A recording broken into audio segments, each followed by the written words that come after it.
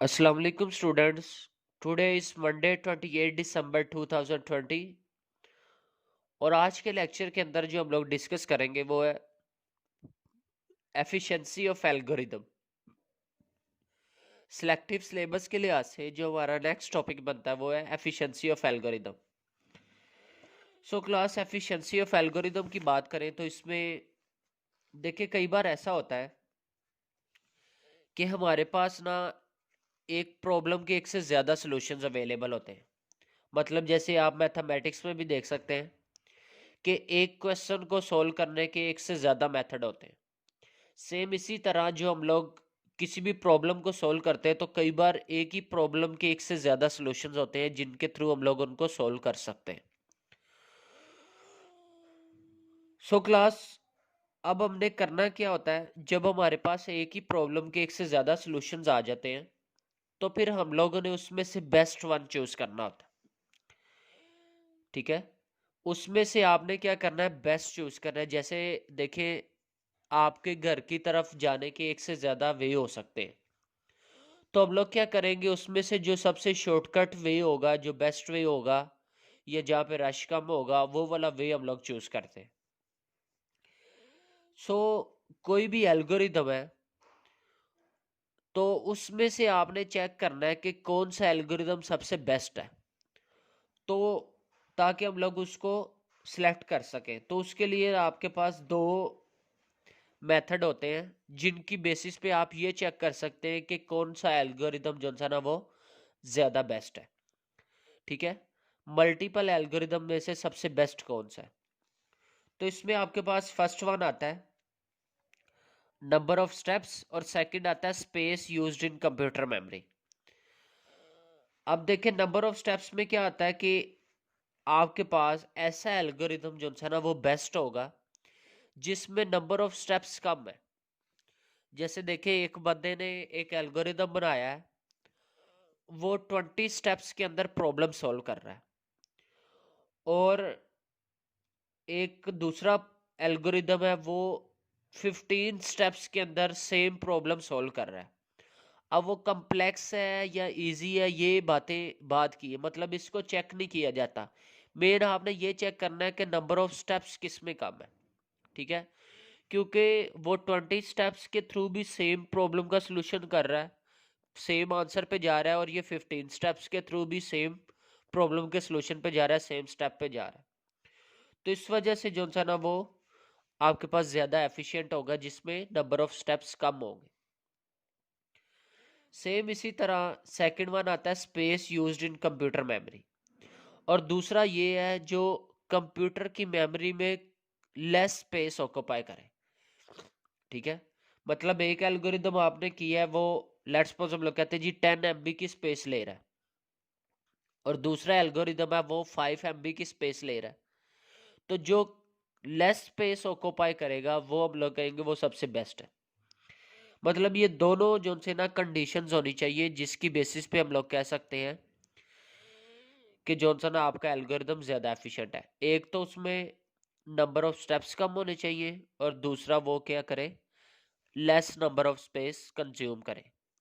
तो इसकी बेस पे फिर हम लोग कहते हैं जी एल्गोरिदम ये वाला एफिशिएंट है, और फिर हम लोग उन मल्टीपल एल्गोरिदम में से वो वाला एल्गोरिदम चूज कर लेते हैं। ठीक है, अब इसी की यहाँ पे आपको एग्जांपल दी हुई है बुक के अंदर।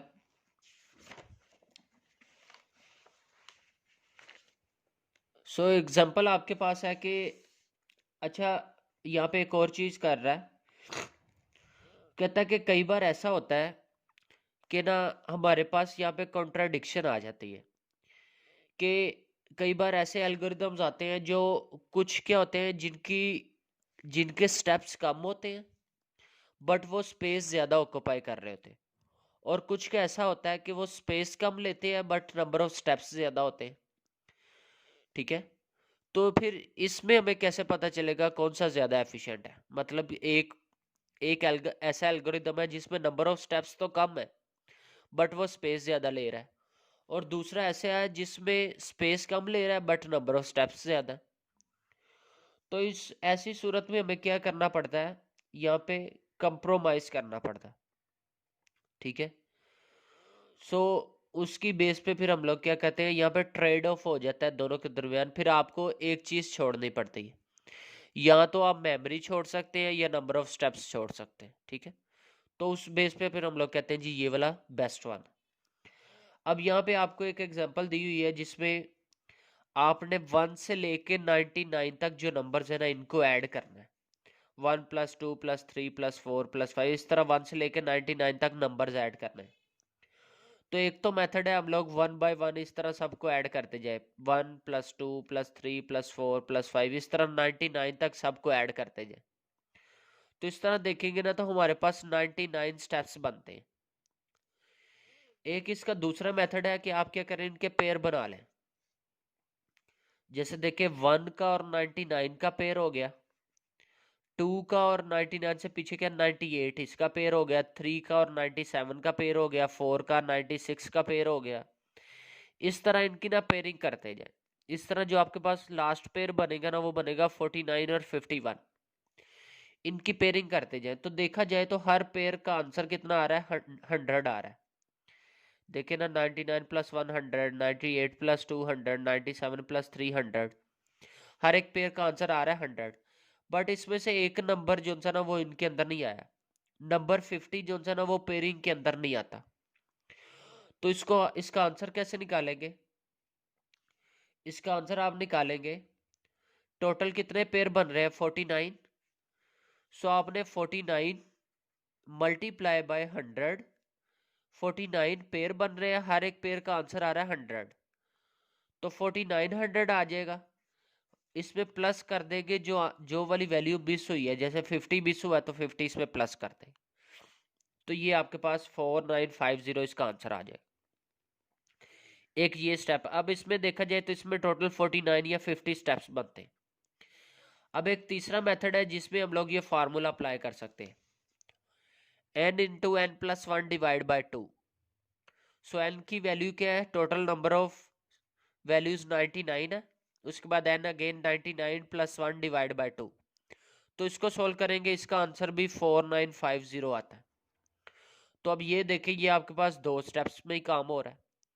इसका मतलब है ये वाला हमारे पास यहाँ पे बेस्ट वन होगा, जिसमें नंबर ऑफ स्टेप्स भी कम है और मेमोरी भी लेस कंज्यूम कर रहा है, ठीक है। सो इसकी बेस पे फिर हम लोग जो सा ना अपना एल्गोरिदम चूज कर लेते हैं कि जोन सा बेस्ट वन हो, जिसमें नंबर ऑफ स्टेप्स भी कम हो और जो लेस मेमोरी कंज्यूम कर रहा हो, ठीक है। सो क्लास यही हमारा आज का लेक्चर था, इसी को आप लोगों ने अच्छी तरह से अंडरस्टैंड करना है और यही आप लोगों ने याद भी करना है। Thank you so much.